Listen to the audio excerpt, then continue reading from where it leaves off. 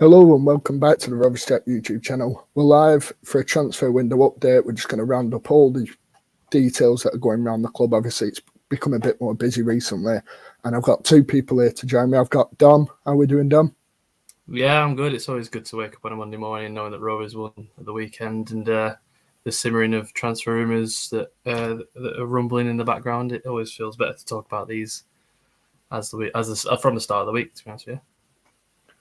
And obviously, I'm joined by Elliott from Magloire. Thanks for joining us, Elliott. No, thanks for having me on. Hi, guys. How's the transfer window treating you, Elliott? Obviously, being a journalist, you've got a lot of tweets coming through, but how are you finding it? Yeah, I'm enjoying it, to be fair. Whether I'll give you that same answer in 4 weeks' time or so on September the 1st, I'm sure it's been a quieter start to the window than I've probably perceived, as most Rovers fans did. But yeah, it's been good. Obviously, things starting to hot up now, which is good from a content point of view and obviously more interesting, but equally, things certainly getting a bit more busy, spending a lot more time on the phone in the last sort of couple of weeks, for sure. That's what we like to hear. I think everyone loves transfers, and you're going to have it until, well, it's a month today, isn't it? The window shut, so 4 and a bit weeks, but I'm sure transfers will come and people will be happy. So we'll just dive straight into it. Obviously, the big news of today, and we weren't going to open with this, but after today's announcement, Tyler Morton joins on a season-long loan. So obviously, Rovers have got a bit of a relationship with Liverpool. Harvey Elliott, as you can see in the picture, he was on loan in the COVID season, and then obviously Leighton Clarkson last year, and now Morton. So, Dan, what do you make of the move? Do you think it's a good move, and do you think he's going to play much? Because I think we all know the ideal midfield two that we currently have. Yeah, and Klopp put a lot of praise on him when he was there, and he obviously played a Champions League game last season, which calls how much quality he has in himself. Really, he was born in 2002, so it's weird talking about someone who's younger than me right now. But I remember watching him against Preston last season, and he looked like he was part of the team. He looked like he was ready to play against the Championship team, and he must have a lot of trust in him to put him in. Obviously, we're hoping he's more of an Elliott than a Clarkson in terms of quality, but excited for it.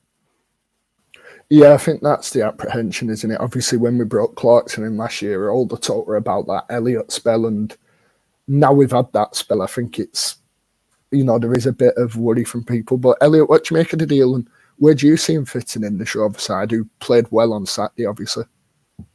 It's really difficult because I think if you had to name your first choice Blackburn 11 right now, he probably wouldn't get in it, because I'm a huge fan of John Buckley. If I had to make an outlandish prediction now, I think he'll probably end up being Player of the Year at the end of the season. I think he's fantastic. Love him in that deeper role where he can play in front of the back four and just can control things a little bit alongside Travis, who obviously does a lot of the dirty work for him. So I think it'll be a good alternative, because there's going to be times where Blackburn need to obviously rotate the midfield.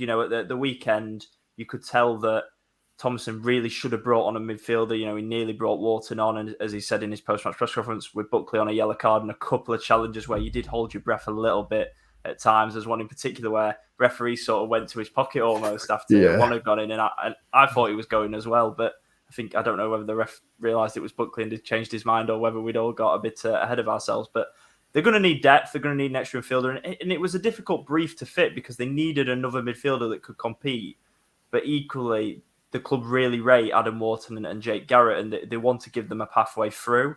And it's been described to me that they're very much looking at Garrett and Morton to sort of fill those Davenport and Johnson roles as people that are going to be part of the squad, fill the squad out, be options genuinely off the bench. But it would be wrong to expect them to start 30, 35 championship games, and they're not ready for that either. So it's not easy to find the right type of midfielder, and I think it's a good deal. I think it works for everyone. Clearly very talented, playing the Champions League, as Dom said, against Porto and against AC Milan in the San Siro. So he's certainly got the pedigree, and it'll be interesting to see. You need good competition, and it's unsustainable for Blackburn Rovers to have Buckley and Travis, who, albeit have got a lot of appearances and minutes under the belt. Buckley made his 100th appearance at the weekend.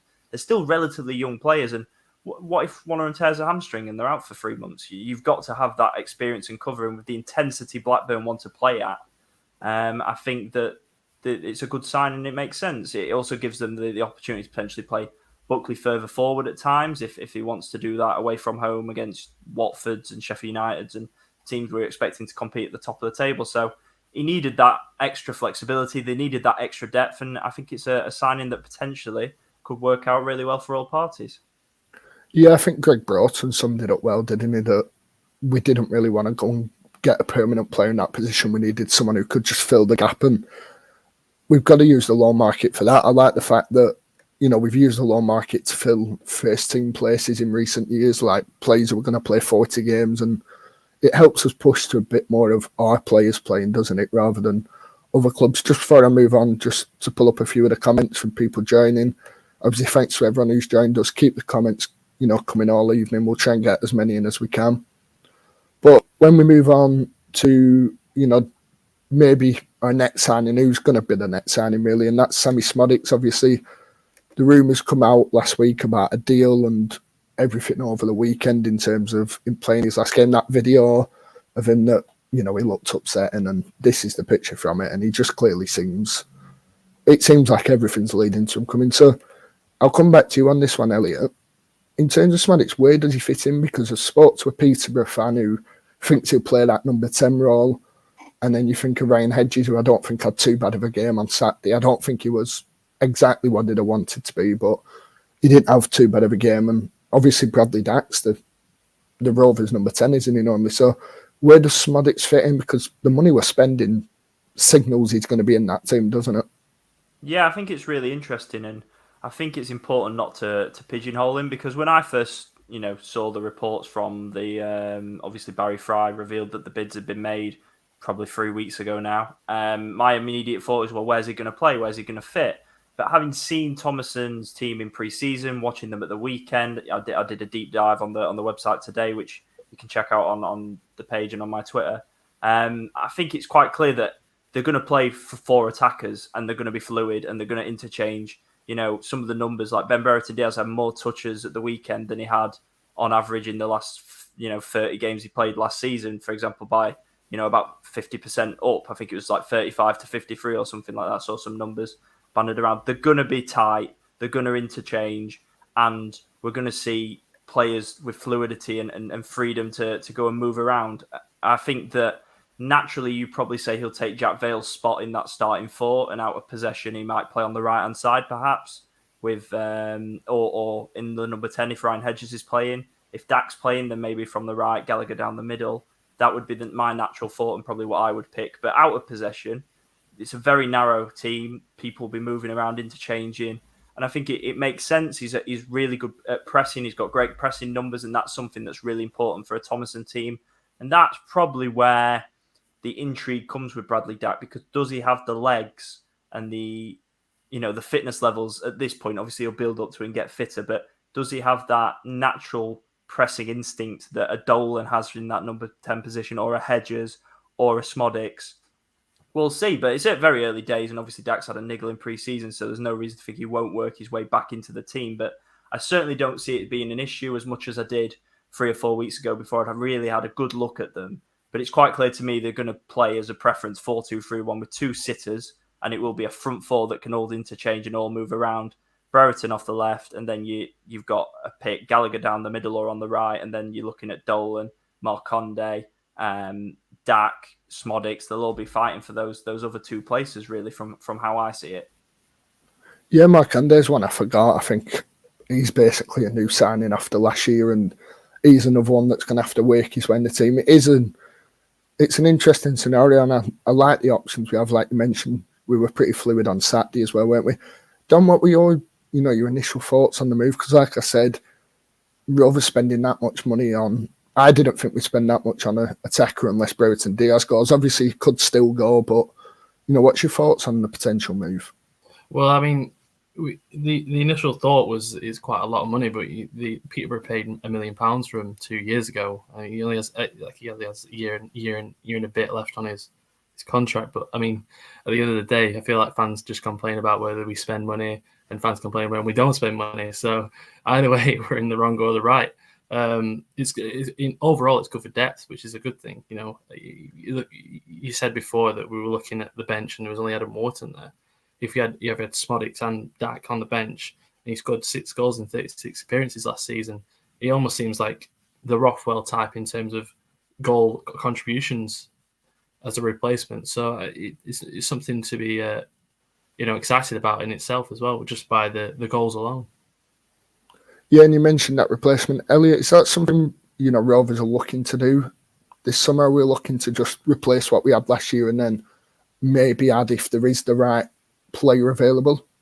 I think so. I think that they see Garrett and Wharton as the Davenport and Johnson sort of like for likes as players that, as I say, aren't ready to start 30, 35 games, but equally can definitely have an impact off the bench and play in the 3-game weeks and in the cup competitions. And then you're looking at, I think Morton is the Rothwell replacement in terms of purely numbers, not stylistically or tactically, because it is a tactical shift for sure. And then you're looking at Szmodics for Kadra, and then a couple of centre-backs to replace Lenihan and Van Heck. So I would say that I would expect... I don't think Szmodics is a Brereton Diaz replacement. I would expect them to go and spend that money and get another player in. From what I understand, and just looking at the squad, I think they would go and get another player in if he was to leave, and he might well leave. We're still waiting to see. It's the elephant in the room still. But I think it's a good sign, as I say, and it gives them tactical flexibility, because I think if they change and played with a 3-man midfield, I could see him, Travis, and Buckley playing as a midfield 3. Definitely, if it in a more probably structured system, I could see that. But I think generally he's going to play in that front 4. I just think it's a smart pickup, really. Depends what the fee is, which we don't know, but you'd expect it's certainly going to be an advance on the £1 million that Peterborough played to bring him from Bristol City. And I think he's got decent numbers. I think he's got the raw attributes that Thomason will like, and it certainly looks like a deal that makes sense. Yeah, that's it. I think you mentioned his pressing, didn't you? That's the big thing for Rovers, I think, this year. If we can get players with the engine to press, we'll worry about the rest of it coming later. But you just mentioned defenders here. We've got a comment from a viewer here saying I'd still like a decent defender. Obviously, we know the club will still be looking, but do you know what they're aiming to bring in? Are they looking to bring in a Lenihan type, or is it just a matter of look what's on the market and go from there? I think there's a lot. It's quite a fluid situation, because ultimately there's so many players that you might ask today on the 1st of August, then they're not available. And in 3 weeks' time, it's a completely different, kettle of fish. The Premier League loan market hasn't really kicked into life at all yet, because they've obviously had a longer pre-season to sort of have a look at it.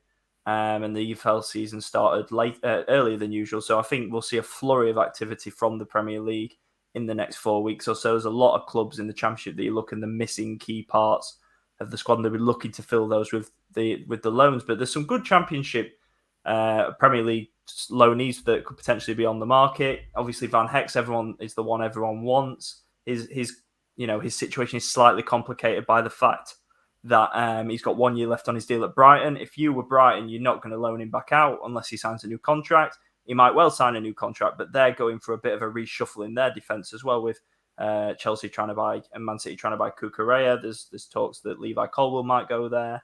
They've also got Matt Clark on the books still, who's someone I like, who's been Player of the Year in the last 3 years. He's been out on loan at Derby for 2 years in a row, and then at West Brom he was their Player of the Year last year.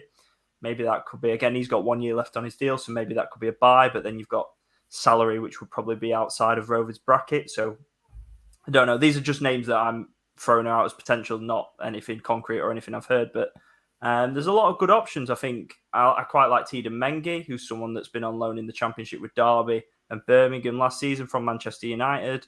Deshaun Bernard, who was on loan at Hull last year and did well. So there's a lot of decent young centre-halves that Blackburn could definitely take a look at. But in terms of names, we know they want centre-backs. Obviously, they went for Ben Davies. They went for Anel Ahmedovic.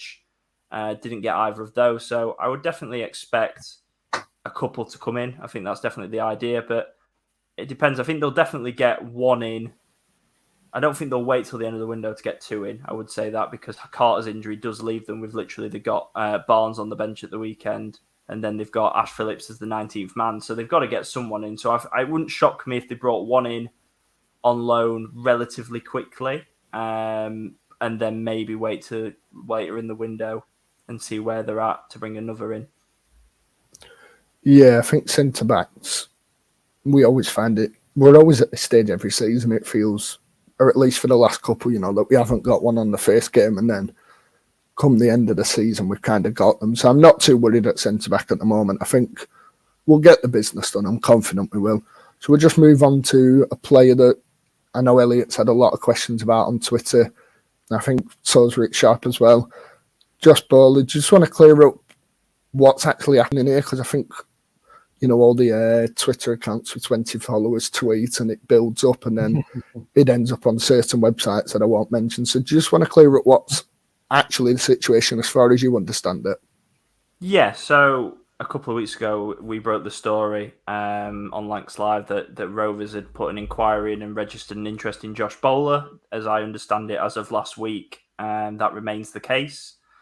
There's been no official bid from anyone at this stage, not just Rovers. There's not been a bid, but there is interest from Championship clubs, and I still think Bournemouth are sniffing around. Albeit you'd think if they were that desperate, they would get the job done. I think they might see him as a potential backup list if they don't get their main targets. I think Forest as well, but I think again they'll be further down. It'll be further down the pecking list on those. And from what I was told, they would be interested still in a Championship move because you hear that there might be Premier League clubs and your instant thought is, well, that's not going to happen then. But from what I understand, it is a possibility for the right project and the right move. But the reports that were put out last week that there'd been a £3 million bid, they were wide of the mark from what we understand. What I would say is, can I see Blackburn spending £3 million as well as buying Szmodics before they sell Ben Brereton Diaz if he does go? No is my gut instinct. That's not to say it won't happen, but I would be surprised if they bought Szmodics and Bowler and kept Brereton Diaz. So, it might be football. And I was explaining this to you guys, just because we report there's an interest, it doesn't mean that they're definitely going to sign ultimately. Things change. Football's a very fluid market, particularly in the transfer window. And it might be the case that Blackburn had 2 bids rejected for Szmodics, which we know they did. Barry Fry told us that, director of football at Peterborough. Put an inquiry in an interest in Bowler, got quoted £3 million, and then went back for Szmodics at a cheaper price. So that's how these things work. It's not as cut and dry as, X has said they're interested, so they're definitely going to sign him. It equally doesn't mean that information isn't correct. Now, there's no reason why they sign Szmodics. Maybe Brereton Diaz goes out the window. Maybe they go back for Bowler. These things are fluid. Clubs have got lists, and for every name that comes out, they've probably got 3 or 4 other alternatives on that list. So it's our job as journalists to obviously try and bring you guys updates and information, but equally that's got to be caveated by it's at the time and things change in the transfer window. So that's where it is, as I understand it. There definitely was interest. They still are. I'm not aware they're not interested, but I do think the Szmodics deal naturally will see that interest perhaps cool until Brereton Diaz's future's resolved one way or the other. And there's definitely been no bid at this point as of last week. I think that's the key thing, isn't it? Certain journalists we were speaking about this will report that it's interest really early on, and then certain will report the day before it happens. That's just the way it is. It's one to keep an eye on through the transfer window, that just because one certain website says it doesn't mean it's gospel, and just because someone says it's not happening at one stage doesn't mean it's not happening a week down the line. Look at Callum Britton. That kind of just come from nowhere, didn't it? And you're a Rovers player.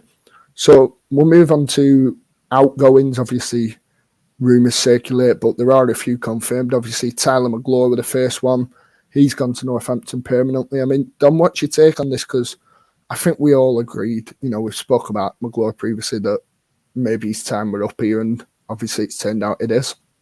Yeah, you can look at this in a few ways, really. You can look at it as a financial point, that we got actually money for him in the end of the day, because we extended the deal and then we got, I'm not sure how much money we got for him, but I'm guessing there's like a selling fee as well on top of that. Gone to League Two, which I feel like is the sort of the right level for him. But it must be disappointing for him because there was an opportunity there with just Ayala and Morton as the senior centre-backs.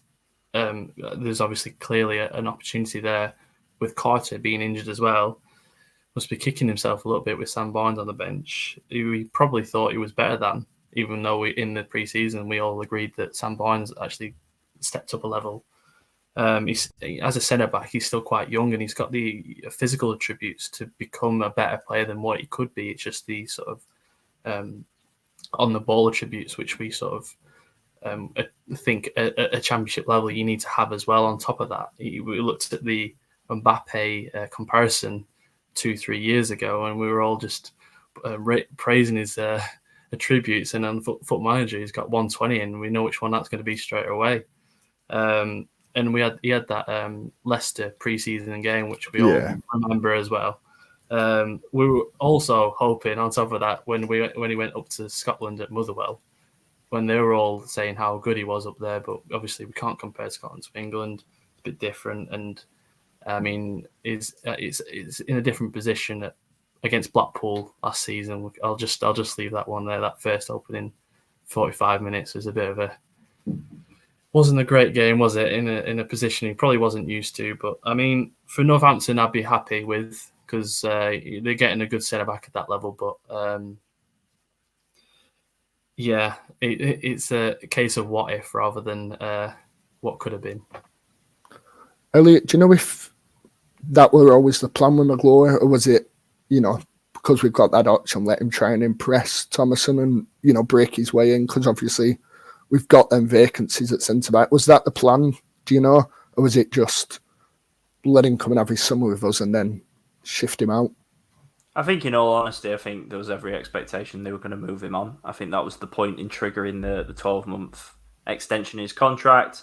And I think it was quite clear from pre-season that he just isn't comfortable enough on the ball to play in the Thomason team and play at championship level, in my opinion. I think he's he's still a good defender, and he'd still be a very good signing for Northampton. He did well there, and they nearly got promoted from League Two. But for me, he was behind Phillips and Barnes, certainly Barnes, in my opinion, based on what I saw in pre-season. He sort of played at right centre-back, and he just didn't look comfortable enough. And for me, with the way that they want to play, you've seen they're going to play out from the back.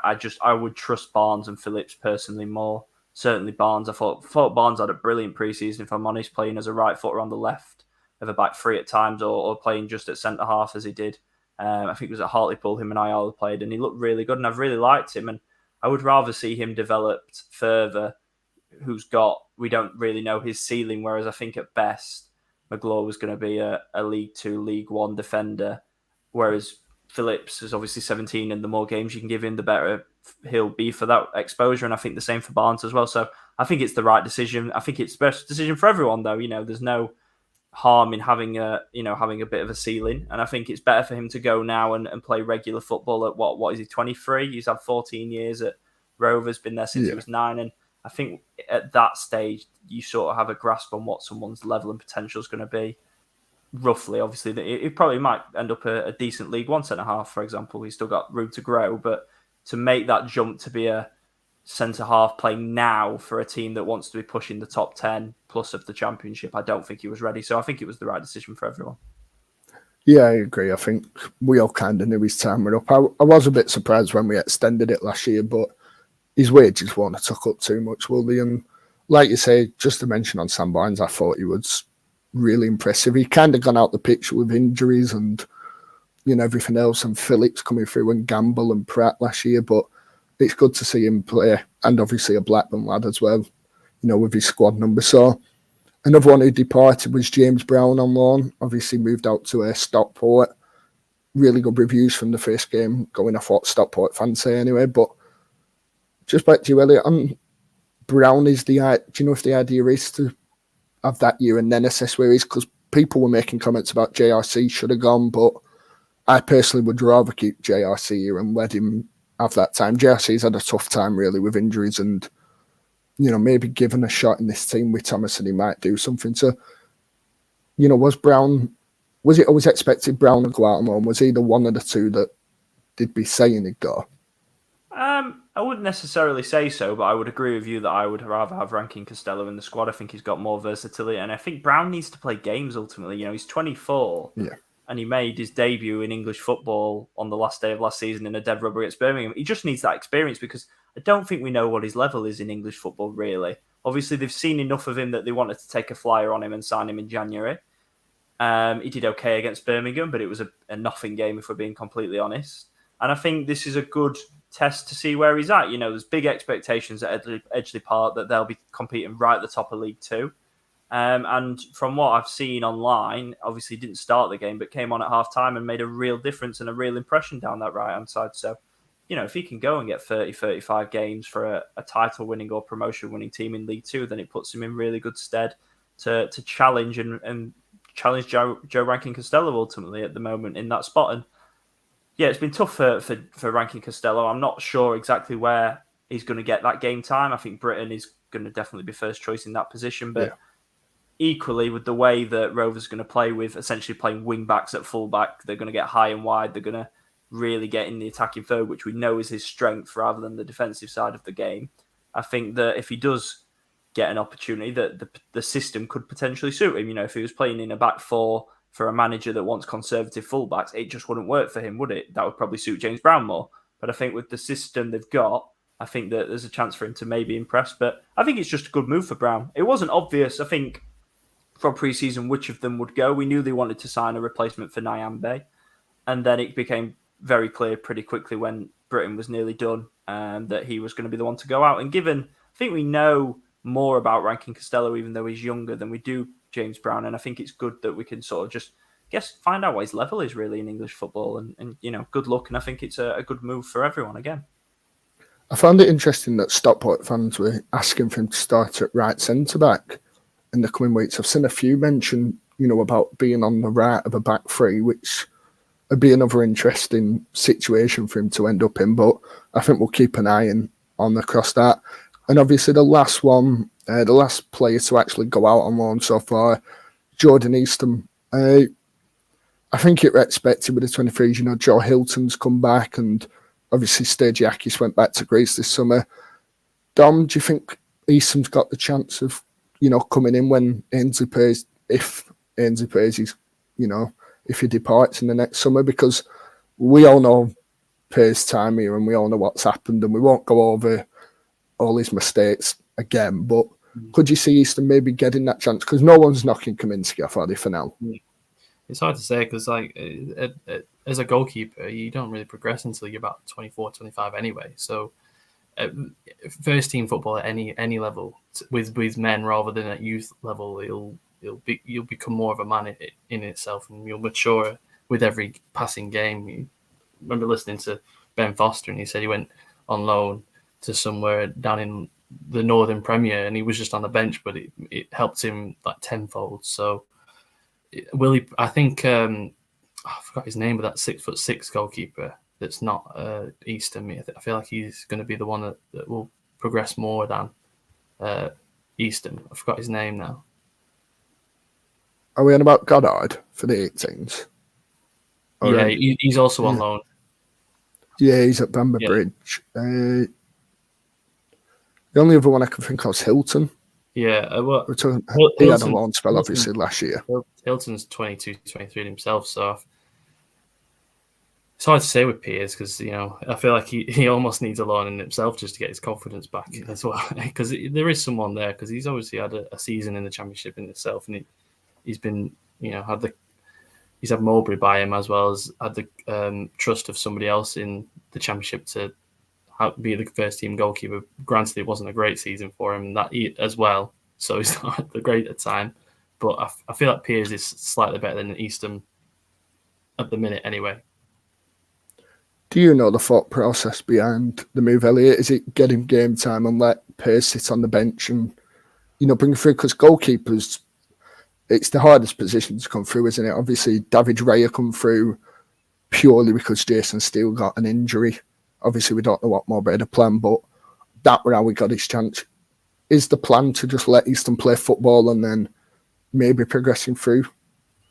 Yeah, with these young lads, the best thing to do, and in my opinion, and clearly in the club's view, is to get them out on loan and let them experience real football. You don't want to be trying to bring people through that haven't got that experience ultimately. So, yeah, I think it just makes sense. I'm a big advocate. There's no point young players sat on the bench. Let them go out, to wherever is the right move for them, and let them play football. And some will sink and some will swim, and it gives you a better understanding of where they're at. Mentally, it's a challenge for them in different environments, and I think that improves them as players as well, because someone might have all the qualities in the world, but if they can't handle the intangibles like the crowd and pressure and atmosphere and those sort of things, then they won't make it in professional football and won't be able to play for a club that is expected to compete in the top 10 of the championship. So I just think it makes sense. Pez will be the number 2 goalkeeper. No one's going to knock Kaminsky out, and I think that's okay. I think he's a very good championship goalkeeper, and we'll see how he develops and review. And that's the best way to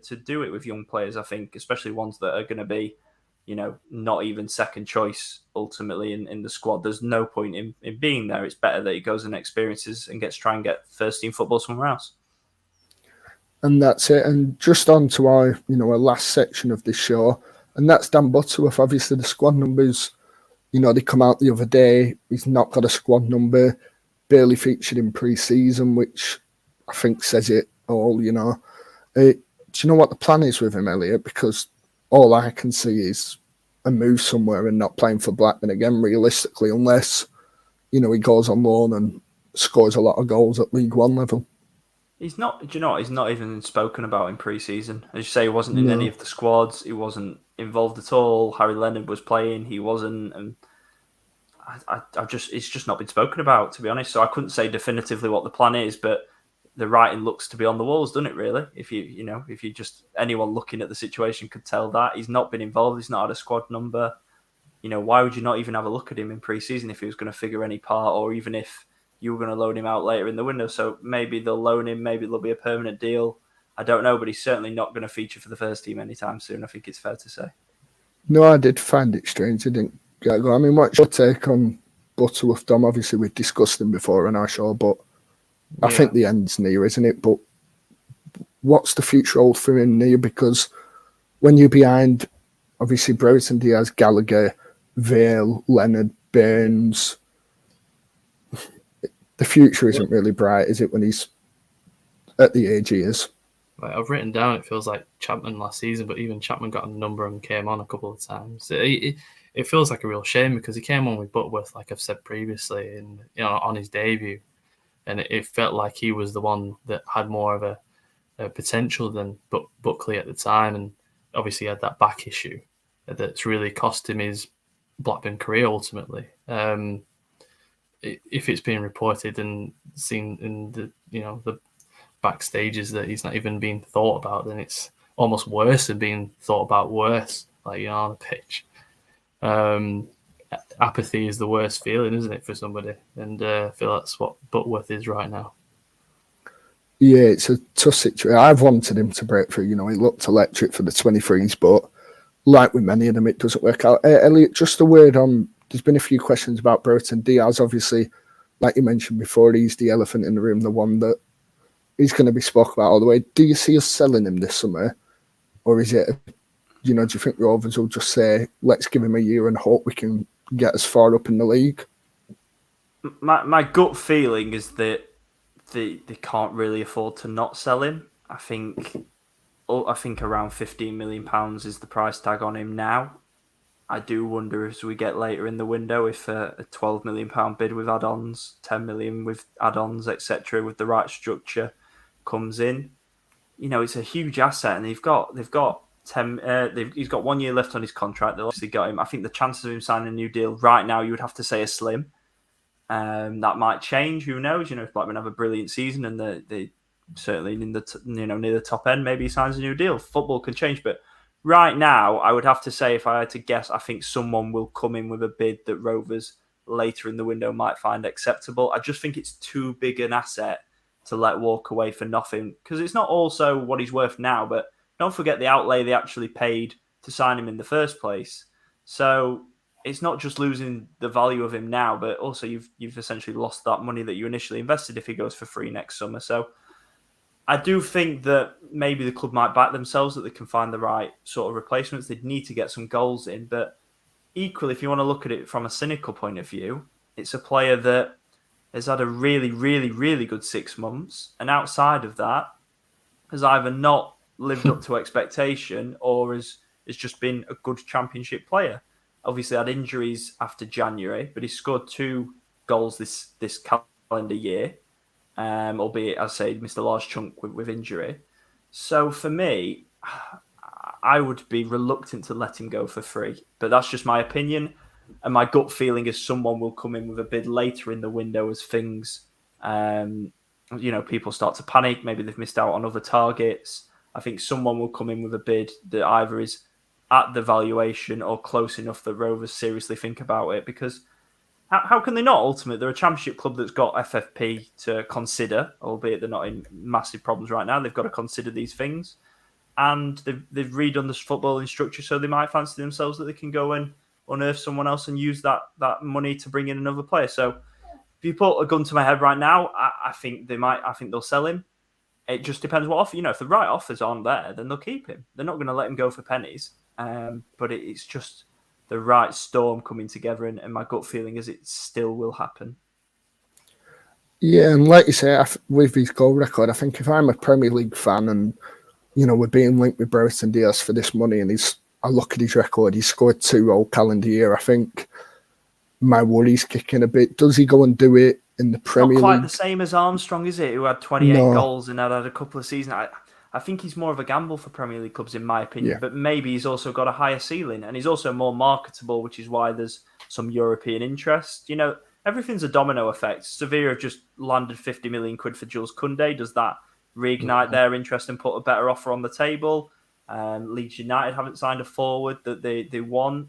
Do they come in? West Ham have signed the striker from Italy, so maybe that changes what they want. It's all domino effect, and it'll be the right storm. But if my gut feeling is he probably will still go if the right offer's on the table.